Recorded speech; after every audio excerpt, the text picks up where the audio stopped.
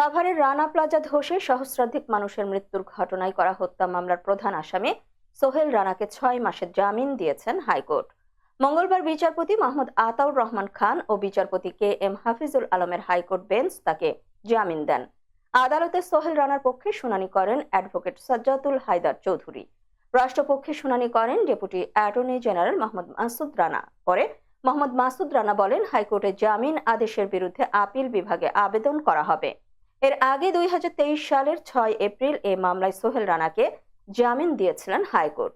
পরে ৯ এপ্রিল হাইকোর্টের দেওয়া জামিন স্থগিত করে আপিল করেন আপিল বিভাগ। ২০২২ সালের মার্চে রানাকে কেন জামিন দেওয়া হবে না তা জানতে চেয়ে রুল জারি করেছিলেন হাইকোর্ট। ওই রুলকে যথাযথ ঘোষণা করেই গত ৬ এপ্রিল তাকে জামিন দেওয়া হয়েছিল। প্রসঙ্গত ২০১৩ সালের ২৪শে এপ্রিল সাভার বাসস্ট্যান্ড সংলগ্ন ১০তলা ভবন রানা প্লাজা ধসে নিহত হন ১,১৩৫ জন পোশাক শ্রমিক, আহত হন আরো কয়েক হাজার শ্রমিক। এই ঘটনার ৫ দিন পর ২৯শে এপ্রিল ভারতে পালিয়ে যাওয়ার পথে ভবন মালিক সোহেল রানাকে যশোরের বেনাপোল থেকে গ্রেফতার করে র্যাব। পরে তার বিরুদ্ধে মামলা সহ ওই ভবনের বিভিন্ন কারখানার মালিকদের বিরুদ্ধেও মামলা করা হয়।